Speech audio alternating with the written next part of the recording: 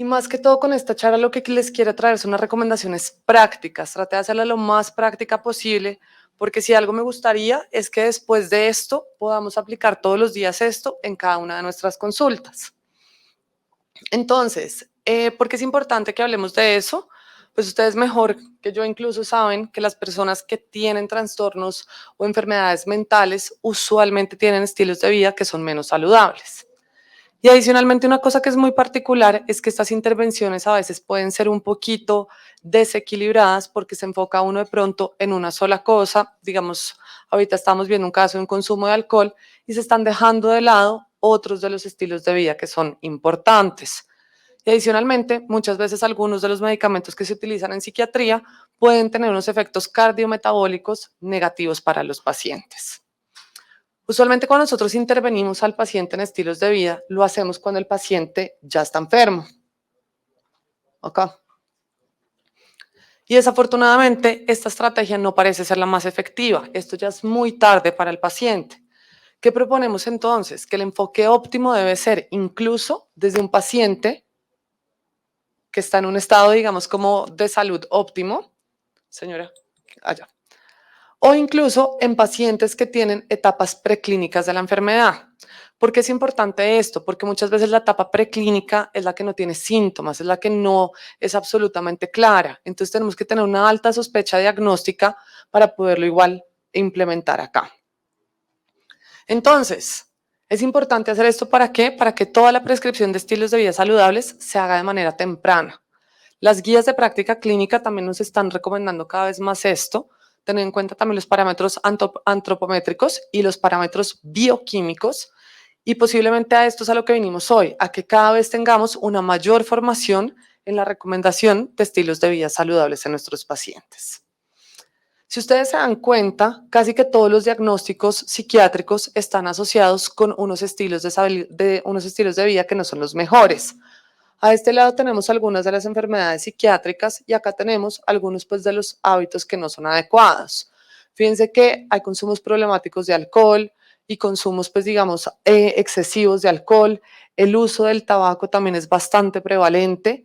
La inactividad física es bastante marcada en algunas de las patologías, junto con pues, un comportamiento sedentario. Hay una mala alimentación y muy importante que no siempre hablamos de eso, el sueño. El sueño en estos pacientes también muchas veces está comprometido. Entonces, ¿cuáles son los estilos de vida que nosotros deberíamos preguntarle a los pacientes? Y yo hoy acá quiero debutar con este término que se llama la pentada maravilla. Y así fue como le decidí poner para que todos nos acordemos cuáles son las 5 cosas que debemos preguntar. Lo primero, alimentación. Lo segundo, actividad física. Lo tercero, patrón de sueño. Lo cuarto, el consumo de sustancias. Y lo quinto, el bienestar, que posiblemente está bastante comprometido en los pacientes con patologías mentales. ¿Qué pasó durante la pandemia? Durante la pandemia pasaron una cantidad de cosas y mucho con los pacientes psiquiátricos. Uno, aumentaron muchos de sus síntomas por toda la situación que estaba pasando en el COVID y posiblemente esto también colaboró a que hubiera un aumento en la ingesta de alimentos, que hubiera una mayor de pronto prevalencia de hambre emocional, que la persona estuviera más cerca de todos esos antojos que tenía en la casa, ¿cierto? Adicionalmente el consumo de sustancias nocivas. Entonces ahorita decía el doctor Molano que se ha vuelto muy frecuente el consumo de vino. Durante la pandemia muchas personas empezaron a tomar vino todos los días porque estaban estresadas, porque eso los mejoraba y posiblemente pues cambiaron sus hábitos. Adicionalmente, estos pacientes perdieron su seguimiento crónico. Entonces ya se empieza a hacer una combinación que no es tan chévere. Sus niveles de actividad física disminuyeron. ¿Por qué? Porque no podían salir, porque los gimnasios estaban cerrados, porque aumentó el tiempo de trabajo en casa. La calidad y la cantidad del sueño también se vio completamente afectada. El hecho de estar en casa hizo que la gente cambiara sus horarios, que pudiera de pronto dormir menos, estaban muy preocupados y finalmente la interacción social y la percepción de bienestar también disminuyó. Entonces todo esto pues también nos está llevando a ver los efectos negativos ahorita. Cuando uno evalúa qué barreras hay, yo creo que toca ver de lado y lado. Tenemos unas barreras del paciente y también tenemos unas barreras pues, de los profesionales de la salud. Con respecto a las barreras del paciente, muchas veces una de ellas es el costo. Entonces también parte de lo que les quiero dejar hoy son una serie de estrategias para que los costos no sean tan incrementados para los pacientes. El tiempo, otra de las barreras grandísimas. Vamos a aprender también cómo podemos hacer para que los pacientes puedan optimizar mejor su tiempo, llevando igual estilos de vida saludables. Las tentaciones, bueno, esas tentaciones, antojos van a estar siempre, entonces pues vamos a ver también cómo podemos hacer que el paciente trate de dejarlas un poquito de lados. La falta de conocimiento, entonces desafortunadamente muchas veces no le damos al paciente todas las estrategias en la consulta y posiblemente muchos de ellos le están haciendo caso a todos los influencers que ven en Instagram y no todo es para cada uno de los pacientes. Cada uno de los pacientes es individual, tiene una serie de rasgos que posiblemente nosotros tengamos que conocer para poderlo aconsejar bien. También la falta de seguimiento.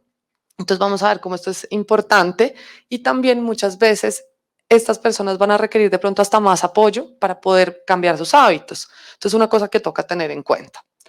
Por parte del profesional hay poca investigación en el campo, digamos, de los estilos de vida y también en relación con la salud mental. Hay poca formación en la prescripción de hábitos saludables. Muchas veces los médicos desconocen las preferencias de los pacientes. ¿Por qué? Porque no tenemos de pronto una comunicación efectiva y el tiempo en la consulta también es un papel importante que empieza a jugar. ¿Qué tenemos que hacer entonces? Encontrar la manera de poder pasar por todas estas barreras. Tenemos también una buena noticia ahorita y es que la evidencia cada vez más nos está diciendo que lo hagamos, que hagamos esto activamente. Entonces, este es un artículo que salió en JAMA como a mitad de este año, donde nos están recomendando que por favor le demos una prescripción de estilos de vida saludables a las personas que en teoría aún no tienen factores de riesgo. Sin embargo, yo personalmente cambiaría un poquito esto porque las personas que de pronto ya están en sobrepeso, están obesas o no tienen buenos hábitos, pues posiblemente no son tan de bajo riesgo. Si ustedes se dan cuenta, el impacto que tienen los estilos de vida en algunos marcadores metabólicos como presión arterial, niveles de colesterol LDL, peso, índice de masa corporal, es modesto, aún así estadísticamente es significativo, pero lo más importante es que no hace daño. Entonces, esto es clave. Y puntualmente buscando las publicaciones de psiquiatría, este artículo me gustó bastante, Lancet 2019, nos están haciendo también una serie de apartados. Nos dicen, las intervenciones en el estilo de vida deben estar disponibles, incluso para aquellos pacientes que tienen una salud metabólica intacta. Entonces, esto lo deberíamos estar haciendo todos los días. Y adicionalmente nos dicen, las estrategias más oportunas y efectivas para mejorar los resultados de salud requerirán intervenir sobre el estilo de vida, en lugar de esperar a que ocurra, por ejemplo, un aumento de peso visible o una disfunción metabólica. Entonces, los estilos de vida son esa base sobre la que nosotros vamos a trabajar y posiblemente de la mano con medicamentos, de la mano con algún otro tipo de terapia, pero siempre tienen que estar presentes. Entonces, para poder hacerlo un poquito más práctico, les traje el caso de Sergio. Sergio es un paciente masculino de 43 años, es separado y vive solo. Adicionalmente se desempeña como periodista y pues está trabajando desde su casa desde toda la pandemia. Fuera de eso, él tiene un trastorno de ansiedad y depresión. Y llega a la consulta porque realmente está preocupado porque ha tenido un aumento progresivo del peso desde toda la pandemia. ¿Qué es lo primero que tenemos que hacer antes de cualquier otra cosa? Pues preguntarle por sus hábitos. Él tiene un alto consumo de carbohidratos procesados. No le gustan las ensaladas y especialmente detesta la lechuga. Entonces posiblemente no le vamos a recomendar que haga una ensalada de solo lechuga. Él toma Coca-Cola, té helado con frecuencia, fuma de 5 a 10 cigarrillos al día y tiene un consumo diario de vino. Camina ocasionalmente y también ha cursado con muchos problemas para conciliar el sueño. En parte, ¿por qué? Por los altos niveles de estrés que maneja por su trabajo, pues porque al ser periodista tiene que estar como encargado de todo lo que está pasando en el país a nivel internacional. Una aclaración, él no va a dejar de tomar vino. Y dijo, si usted me quita el vino, yo no vuelvo a la consulta. Fue supremamente claro con eso. Entonces, ¿qué pasa? Que como Sergio hay muchísimos pacientes más. Estos datos son de la población general, pero en Colombia el consumo diario de frutas es menos del 68% y de verduras menos del 28%. Y eso que estamos en un país que no tiene estaciones, que tenemos una alta disponibilidad de estos alimentos. Más o menos el 21% de las personas cumplen con la meta de la actividad física, que son 150 minutos por semana. Se reporta una alta prevalencia, miren, 60% de problemas en el sueño. Y uno cuando mira las historias clínicas, no siempre está reportado esto. Con respecto al consumo de sustancias, pues fíjense que un altísimo porcentaje de la población ha tenido contacto ya sea con el tabaco o con el alcohol. Y en la última búsqueda que hice, no encontré mucho sobre bienestar. No hay mucho reportado, que posiblemente sea un campo también para empezar a investigar. Adicionalmente, si nosotros sumamos el índice de sobrepeso y de obesidad, más del 50% de la población en Colombia está por encima de su peso. ¿Qué nos deja esto? Que solamente más o menos el 5% de la población tendría un perfil conductual de bajo riesgo, que aún así tocaría intervenir, pero fíjense que tenemos potencialmente un 95% de los pacientes para hacer intervenciones en estilo de vida. Entonces, posiblemente uno se pregunta, bueno, ¿yo por dónde voy a empezar a trabajar? Tenemos como dos puntos, el círculo de preocupación, que son todas esas cosas que el paciente no puede cambiar, y el círculo de influencia, que son las que sí puede controlar. ¿Qué no puedo cambiar yo? El horario laboral, y muchas veces nos pasa a nosotros. Pero ¿qué sí puedo cambiar yo? Pues puedo traer una lonchera saludable a mi trabajo o puedo hacer una lección saludable en el menú del almuerzo. Entonces, es importante que el paciente sea proactivo y él debe sentarse en su círculo de influencia. Adicionalmente, necesitamos empoderar al paciente. ¿Y cómo hacemos eso? Que el paciente entienda para qué son todos estos cambios. Clave la comunicación. Y todo esto nos va a llevar a que le estemos dando herramientas al paciente para que encuentre la motivación. ¿Qué quiere decir esto? Que la motivación para mí es la base de todo. Esto es lo que va a arrastrar al paciente a realizar sus cambios. ¿Cómo vamos a volverlo un hábito? Pues primero es importante reflexionar cuáles son todas esas cosas que no estoy haciendo bien, pero muy importante, cuáles son todas esas cosas que sí estoy haciendo bien, porque no siempre le damos tampoco este beneficio al paciente. Dos, vamos a empezar a reemplazar unos hábitos que no eran tan saludables por otros que sí van a ser más saludables. Y tres, lo voy a seguir reforzando hasta que ya se me vuelva un hábito. Ojo, esto se trata de un proceso. Esto quiere decir que nos va a tomar un tiempo lograrlo. Cuando tenemos cambios que son tan radicales, usualmente no tienen un buen efecto a largo plazo. Y esto hay que decírselo al paciente. El paciente tiene que saber esto para que él no se vaya a frustrar a lo largo del camino. Muy importante también que tengo que tener yo en cuenta al principio de la consulta. Y yo sé que cada vez más la tecnología nos ha reemplazado ciertas cosas, pero un tensiómetro está a la orden del día siempre. Uno puede tener un tensiómetro en el consultorio, puede que no sea el manual, puede tener incluso un tensiómetro digital, pero es importante. Acuérdense que el 50% de los pacientes que son hipertensos no tienen ningún síntoma y posiblemente uno se puede pillar eso entonces en una consulta. Es muy importante también mirar la frecuencia cardíaca. ¿Por qué? Niveles de frecuencia cardíaca más bajos están asociados a un mejor fitness cardiovascular. Entonces, si mi paciente maneja de manera basal 95 de frecuencia cardíaca, pero me dice que todos los días está haciendo ejercicio, posiblemente vamos a tener ahí algo que nos diga que no es así. El perímetro abdominal, también una manera muy sencilla de evaluar uno de los factores de riesgo cardiometabólicos, 1 metro, que también fácilmente se puede tener. Y ya en casos más avanzados o posiblemente en pacientes que estén en manejos multidisciplinarios, pues podríamos tener incluso datos de una composición corporal a través de una bioimpedancia. Con respecto a la química sanguínea, es importante tener un perfil hepático y un perfil metabólico. Pero acá yo quiero hacer un énfasis y realmente un énfasis de una manera como muy cordial y muy respetuosa y esa que tengamos en cuenta de que se compone un perfil lipídico completo. Colesterol total, LDL, HDL y triglicéridos.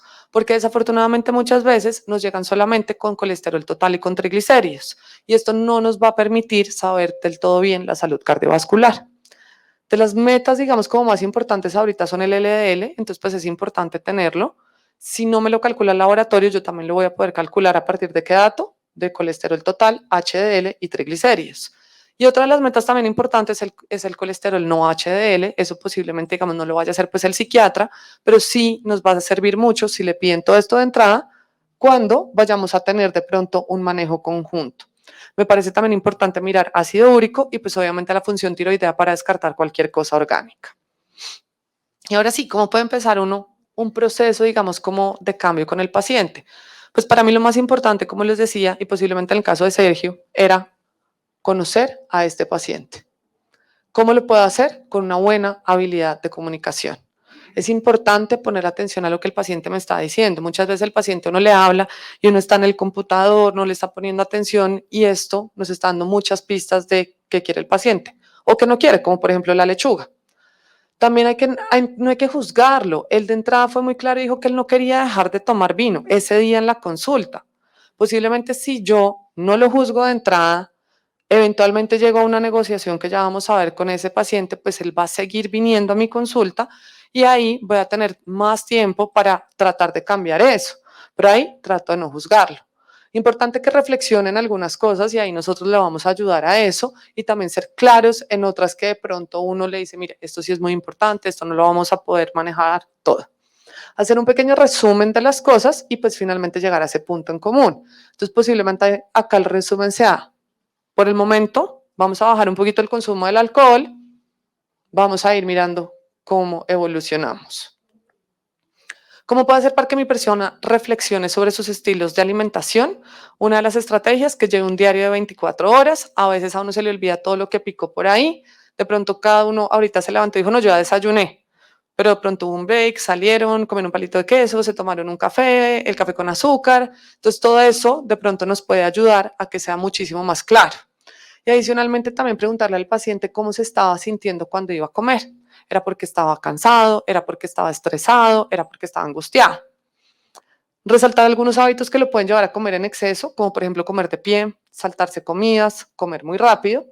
Y también identificar en qué le gusta trabajar primero, porque como son tantas cosas que tenemos que cambiar, no lo podemos hacer todo el tiempo. Y finalmente podríamos también crear una lista como de señales de alarma para que el paciente diga, uy, estoy comiendo por otras cosas que no son hambre, porque estoy viendo televisión, porque acabo de llegar a la casa y no sé qué hacer, porque me siento cansado o porque vi algo que me antojó pues como un estímulo visual. Bueno, si ustedes se dan cuenta, las personas con enfermedades mentales graves, y por ejemplo acá tenemos el caso de la esquizofrenia, usualmente comen alimentos que son más obesogénicos. Y acá principalmente yo quería resaltar azúcares, grasas en general y grasas saturadas. Entonces fíjense que la ingesta diaria en comparación con la población general pues es bastante incrementada. Entonces son pacientes a los que claramente les va a servir esto. Adicionalmente, cuando nosotros miramos, por ejemplo, dónde viene el consumo excesivo de grasas saturadas, nos damos cuenta que viene de alimentos que son comunes, pero uno de los que más me llamó la atención fue esto, sándwiches. La gente cree, ya vienen orgullosísimos a la consulta, no, doctora, yo me como un sanduchito en la noche. Y resulta que de pronto el sanduchito tenía mayonesa, tenía mostaza, tenía un pan que era altamente procesado. Entonces, pues todo eso nos puede afectar. Con respecto al consumo del azúcar añadido, pues fíjense que muchas veces viene de fuentes que son supremamente fáciles, como las bebidas azucaradas, Coca-Cola, té helado, el azúcar que le echó al café, bueno, como todas esas cosas. Y este es un punto que es importante tener en cuenta porque acá también se puede trabajar un montón. Y finalmente, también consumo excesivo de sodio, que lleva mayor hipertensión, que aumenta el riesgo cardiometabólico, el sándwich. Entonces tenemos que ver cómo hacemos para reemplazar pues el sándwich, ¿cierto? Que es bastante común o muchas veces uno también decide, no, estoy de afán, me voy a comer un sándwichito en la cafetería. Podemos cambiarlo por algo diferente. Entonces, para mí, fijarse un buen objetivo es la clave del éxito. ¿Y cómo vamos a hacer esto? Un objetivo inteligente. Un objetivo que sea específico, que sea medible, que sea alcanzable, realista y que tenga un tiempo determinado. Y de las cosas para mí también más importantes es esto. Porque si nosotros nos planteamos objetivos que no son realistas, que no los vamos a alcanzar, de entrada estamos empezando con algo que no vamos a poder cumplir y obviamente el paciente se va a frustrar. Tiempo. A mí me gusta trabajar mucho con 3 meses. 3 meses es un buen tiempo para ver cambios, pero no es un tiempo lo suficientemente largo para que el paciente de pronto se nos vaya a perder del seguimiento. Y otra cosa muy importante es que siempre le decimos al paciente todo lo que no puede hacer. No puede tomar alcohol, no puede fumar, no puede esto, no puede, no puede, no puede. Y por eso el paciente no quiere volver, porque llegó y le dijeron todo lo que no podía hacer, pero nunca le dieron una mejor estrategia. Entonces mi invitación es a que no trabajemos desde el no, trabajemos desde el sí. Y esto es lo que vamos a ver ahorita, cómo vamos a poder hacer para brindarle una serie de opciones al paciente que le permitan llegar a los objetivos que nos hemos planteado. Y también otra cosa muy importante, reconocer qué está haciendo de una vez bien. Cuando ya sé que estoy haciendo bien, pues esto me va a seguir motivando para poder hacer cambios. Entonces, fíjense que existen unos cambios sutiles que generan gran impacto.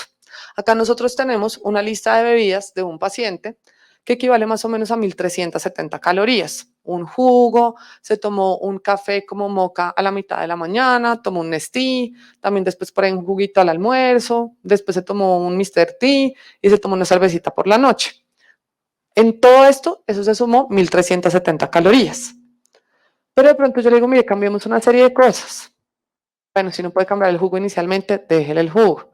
Acá de pronto que utilice un café latte que tenga una leche desnatada o descremada o de pronto un café americano. Que si no puede cambiar la Coca-Cola, pues entonces elija algo pues de pronto dietético, aunque yo acá tengo, digamos, mis reservas y preferiría que esto fuera agua. Lo mismo que esto, que no tome pues bebidas que sean procesadas, todo esto lo puedo cambiar por agua, pero lo puedo hacer bonito. Puedo ponerle acá rodajitas de limón, de naranja, bueno, lo que ustedes quieran, y posiblemente también tratar de cambiar esta cerveza, pero con solamente una serie de cambios que acá ya hizo el paciente, fíjense, 370 calorías solamente. Le quité 1000 calorías de su día solamente a punto de modificar lo que estaba tomando. No tocamos ni una sola porción de lo que se estaba comiendo. Entonces, si yo quiero también aconsejarlo a preparar una comida saludable, lo más importante es decirle que no hay nada prohibido. Absolutamente nada está prohibido. ¿Cuál es la clave? Moderación, ¿cierto? Y variedad. Este es el plato de Harvard, que posiblemente muchos lo conocen. Nos hace un planteamiento que el 50% de nuestro plato deben ser frutas y verduras. Pero fíjense esto tan importante, no satanizar a los carbohidratos. La carbofobia está de moda y eso también es complejo porque nos deja sin opciones. Yo puedo escoger acá carbohidratos que sean complejos, carbohidratos que sean saludables, que ayuden a tener mayor saciedad y que además le den placer, porque esto le genera placer al cerebro, para que el paciente después no tenga antojos, no tenga un rebote, todo. Cambie las papas a la francesa por una papa al horno, por un plátano de pronto al horno, obviamente sin queso y sin bocadillo, pero fíjense que hay opciones. O una porción de pasta, una pasta que tenga un poquito de aceite de oliva, tomate cherry, albahaca, es un súper buen acompañante y nos va a ayudar a mejorar la saciedad. Y con respecto pues a la proteína, que como más veces a la semana pollo, pescado, cerdo, de pronto la disminuye la carne roja, el pescado no tiene que ser todo salmón, uno puede comer tilapia, róbalo, merluza, o sea, existen muchísimas otras opciones que no lo hace tan costoso. Y fíjense que el tamaño sí importa, entonces el tamaño del plato importa porque usualmente trabajamos con platos de 25 centímetros de diámetro, que para ser prácticos es el diámetro de una vajilla normal nuestra, pero a veces aún le sirven un plato muchísimo más grande y por tanto pues va a comer una mayor porción. Y otro tip clave, si yo quiero saber que no estoy comiendo más de la cuenta, debo ver el fondo del plato. Si ya no veo el fondo del plato, me estoy sirviendo demasiado. ¿Cómo puedo reemplazar entonces estos hábitos? Miren, le puedo aconsejar al paciente que lleve una lista de compras cuando vaya a hacer mercado y que adicionalmente pues trate de buscar en su nevera, en su despensa, cuáles son las cosas que ya tiene para que no tengan que hacer compras dobles, compras adicionales que incluyan mayores costos. Idealmente que no se salte las comidas y pues que consuma una amplia variedad de alimentos, que esto es lo que nos va a dar también diversidad, que el paciente no se aburra. Que traiga meriendas saludables.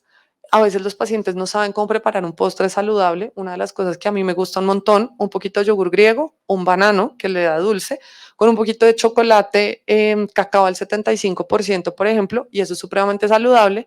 No se está comiendo un chocorramo, pero se está comiendo algo que es saludable y se puede traer. Eso se puede empacar entre la lonchera fácilmente. Y también otro tip súper importante, no hacer mercado con hambre, no pedir domicilios con una hambre extrema porque uno termina comprando y pidiendo una cantidad de comida. No ver viendo televisión. Muchas veces digamos que cuando uno ve televisión, el estímulo de la saciedad queda asociado es a cuando se acaba el programa, no cuando yo estoy lleno.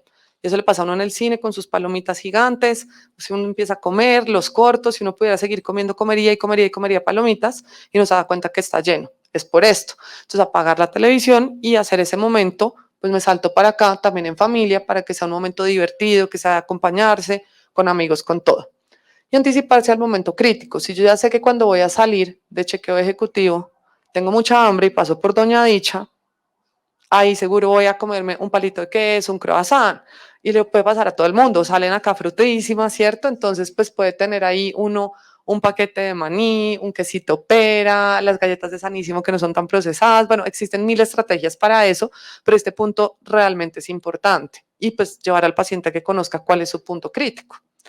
¿Y cómo lo vuelvo un hábito? Pues lo repito, soy paciente, yo con mi paciente y el paciente con el mismo también, eso es muy importante. Y pues para evitar la derrota, por eso es que es tan importante que los objetivos sean muy claros. Con respecto a la actividad física, pues ya sabemos que cualquier tipo de ejercicio es beneficioso para la salud, que algo es mejor que nada y que la gran mayoría de los pacientes van a estar en capacidad de hacer algún tipo de actividad física de manera segura. Entonces, ¿cómo lo puedo llevar a que se enganche con el ejercicio? Haga lo mismo, un esquema. Busque 3 días a la semana, esto es una recomendación del CDC, donde usted pueda sacar más o menos 30 minutos de tiempo y dedicárselo al ejercicio. Obviamente hay que cumplirlo y por tanto el objetivo debe ser inteligente. No puedo planear el objetivo, el ejercicio de pronto en el momento de la junta directiva, porque claramente no lo voy a cumplir. Y también tengo que definir cuáles son las barreras. ¿Es tiempo? Ahí le estamos dando una opción. ¿Es de pronto compañía? Podemos decirle que busque clases, que sean en conjunto, pues pueden ir a un gimnasio, pueden hacer muchas cosas. Miedo a lesionarse, podemos trabajar de la mano con fisiatras, con deportólogos, lo mismo digamos con la edad, y acá tenemos pues digamos un grupo también de adulto mayor, todo eso es muy importante. Si es viajero frecuente, puede utilizar de pronto el gimnasio del hotel, puede de pronto planear estos días cuando no esté de viaje, pero entonces por eso hay que conocerlo, y pues también si tiene hijos en casa, pues podemos plantearle estrategias para que también los hijos se beneficien de esto. Otras recomendaciones, convierta su tiempo de estar sentado en estar activo. Si va a haber un webinar, si de pronto va a haber una serie, si va a haber una película, lo puede hacer estando activo. Yo personalmente veo los webinars a veces mientras estoy haciendo ejercicio. Es importante también moverse en el horario laboral, entonces que utilice más las escaleras que el ascensor. También si es un viajero frecuente, que se suban las escaleras en lugar de subirse al ascensor, pues digamos en el aeropuerto. Y pues como dijimos, que reserve los momentos específicos para la actividad física. Adicionalmente, si no puede hacer todo en un solo momento, se vale también dividir la rutina, hacer un pedazo por la mañana y un pedazo por la tarde. Algo que disfrute, creo que también es importantísimo para que se mantenga motivado y pues que los objetivos, como dijimos, sean alcanzables. Digamos que esto es importante también, que es como un acrónimo de cómo describir el ejercicio: frecuencia, intensidad, tiempo y tipo de ejercicio. Porque muchas veces el paciente llega a la consulta y uno le dice, bueno, ¿usted está haciendo ejercicio? Sí. Bueno, ¿qué ejercicio hace? Pues ejercicio, no. Entonces ahí uno ya dice, no es el ejercicio que decía. Pues yo a veces salgo y camino con el perro, lo saco a pasear y ya. Entonces no podemos catalogar a este paciente como que está haciendo ejercicio. Cuando yo le pregunto es, ¿cuántas veces a la semana lo está haciendo? ¿Con qué intensidad? Pues depende. Si alguien tiene de pronto un reloj inteligente, pues es más fácil y muchos pacientes a uno ya le dicen, doctora, yo más o menos manejo 130, 140, bueno, uno se empieza a dar una idea. Pero si no, yo me voy caminando de acá hasta mi casa, del trabajo todos los días a mi casa, me demoro tanto tiempo y entonces ahí uno también empieza a estimar y pues cuál es el tipo de ejercicio. ¿Por qué es importante esto? Porque es que las recomendaciones nos dicen que deberían ser más o menos 150 minutos de actividad física moderada a la semana, pero con 2 días de fuerza. Y esto es a lo que tenemos que llegar. Entonces, fíjense que acá hay un esquema para una persona que se puede organizar todos los días. Pero si de pronto mi paciente es muy ocupado, también le puedo plantear que lo haga de una manera diferente, 75 minutos vigorosos, manteniendo los 2 días de fuerza. Con eso no se puede mover un montón. Ahora, esto es la etapa final, ¿cierto? Pero posiblemente mientras que el paciente llega a eso, pues tenemos que ser tolerables, que al principio lo va a hacer un día, lo va a hacer 2 días, mientras que logra llegar a este objetivo final. Siempre igual recordarles que el calentamiento y el estiramiento son importantes y que tengan en cuenta si requieren algún tipo de equipo. Hoy en día hay muchas maneras de hacer ejercicios sin ningún equipo, con bandas de resistencia, o sea, realmente es fácil. Con respecto al consumo de sustancias, pues que ya venían hablando, sabemos que hay una relación bidireccional entre el uso indebido de las sustancias y las enfermedades mentales, que esto puede causar o exacerbar enfermedades mentales, pero que muchas veces los pacientes lo suelen usar como una manera de disminuir ansiedad, disforia y algunos otros síntomas. Que adicionalmente este consumo a veces de alcohol, tabaco, de sustancias ilícitas es más frecuente en este grupo de pacientes en comparación con la población general, pues obviamente conllevando a un detrimento de su salud tanto física como mental. Pero fíjense una cosa muy interesante, cuando le han preguntado a los pacientes, por ejemplo, que si quieren dejar de fumar, los pacientes dicen que sí y casi nadie les pregunta. Entonces, ustedes pues creo que también conocen muy bien este acrónimo, las 5 A's, perdón, en inglés, pues por su sigla en inglés: evaluar, aconsejar, acordar, asistir y nuevamente un tiempo de seguimiento. ¿Qué tenemos? Pues obviamente que le tenemos que recomendar al paciente que evite fumar o que evite consumir sustancias psicoactivas. Y miren que la terapia de reemplazo de nicotina, en conjunto con terapia conductual y en conjunto también con estrategias farmacológicas, tienen una muy buena tasa de éxito. Con respecto al consumo de alcohol, pues lo ideal sería limitarlo al máximo. Pero si el paciente no puede, porque por ejemplo tiene un trabajo que no le impide esto o no quiere inicialmente como nuestro paciente, le deberíamos recomendar que no supere 5 tragos a la semana y no más de 3 en un día. Y todo esto a la mano pues de una entrevista motivacional, de terapia cognitivo-conductual, terapia de familia, pues tiene muy buen resultado. Esto me pareció interesante acá en esta referencia pues que les digo de Lancet, que en algunos casos el cese de pronto del tabaco de manera súbita podía alterar los niveles de medicamentos, entonces de pronto para estar pendiente de eso y si es posible hacer niveles en sangre, hacer un seguimiento estrecho y en últimas, si no se puede llegar al cese total, iniciar por una estrategia de, pues como de minimización de daños, que es vamos por partes hasta que ya logremos esto. Con respecto al sueño, aproximadamente el 40% de los pacientes que tienen algún tipo de comorbilidad psiquiátrica refiere problemas en el sueño. Entonces también es importante dejarlo registrado en la historia clínica. Y con eso yo puedo evaluar cuál es la cantidad de horas que está durmiendo mi paciente y cuál es la calidad. Muy importante preguntarle por sus medidas de higiene del sueño, porque esto no siempre lo hacemos y muchos de los trastornos del sueño van asociados a una mala higiene del sueño y obviamente pues si es necesario descartar que no vaya a haber un trastorno como tal. Entonces, la Asociación Mundial del Sueño da estos como 10 consejos para mejorar el sueño o las medidas de higiene del sueño. 1. Tratar de levantarse y acostarse todos los días a la misma hora. Y si está cansado, que tome una siesta. Pero acá hablando con el grupo también de neurología, decíamos que estas siestas no deberían ser mayores a 20 minutos. Hasta, miren, estilos de vida, todos estos estilos de vida, tratar de disminuir el consumo de sustancias, especialmente el consumo pues, de alcohol. Y sabemos que hay personas que son más sensibles a la cafeína, entonces pues idealmente que no la consuman en horas de la tarde. También, ojo con lo que me estoy comiendo en la noche. Cuando como comidas muy grandes, muy copiosas, pues va a tener, digamos, como de pronto una mala noche. Importantísimo, pues como dijimos, hacer ejercicio. Y esto tiene que ver también con el ambiente, que sea un sitio cómodo, que no use pantallas por ahí 2 horas antes de irme a dormir, que no utilice o no deje la televisión prendida antes de irme a dormir, que reserve la cama solamente para dormir, pues para tener relaciones sexuales también, pero por favor no para trabajar, que son muchas de las cosas que a veces no tenemos en cuenta. El paciente se sienta con el computador a trabajar, le llega de pronto un correo de España, que ya están en horario laboral a las 11 de la noche, y eso de pronto le dispara algo, le dio el estrés, la junta directiva y no se puede dormir. Entonces todo esto altera mucho el sueño.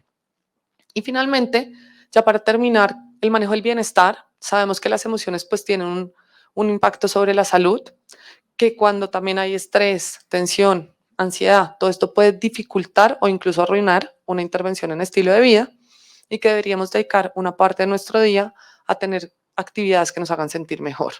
¿Cómo se puede hacer esto? Pues interacción social, está también ampliamente descrito que esto mejora pues como la salud psicológica. Respecto a la meditación, y ahorita revisando el 9 de noviembre salió un artículo en JAMA que hablaba de meditación versus, digamos, como medicamentos psiquiátricos, entonces esto cada vez está saliendo más y más y más. Esta pues digamos que se ha demostrado que tiene un impacto a nivel del eje hipotálamo pituitario adrenal y disminuye los niveles de cortisol. Eso también nos va a ayudar a mejorar un montón de cosas, incluido de pronto el control glucémico. Y la parte de los hobbies, esto hace que los pacientes tengan mayor interacción y sobre todo también que tengan como una sensación de éxito, de logro, que puede seguir estimulando todos estos cambios. Cuando yo hago esto, no solamente trabajo sobre el paciente, sino también de pronto sobre todo su entorno familiar. ¿Qué tenemos a futuro? Yo creo que uno, poder mejorar la prescripción de estilos de vida. Dos, trabajar no solamente con los pacientes, sino también a nivel de comunidades, tratando de lograr como un mayor impacto.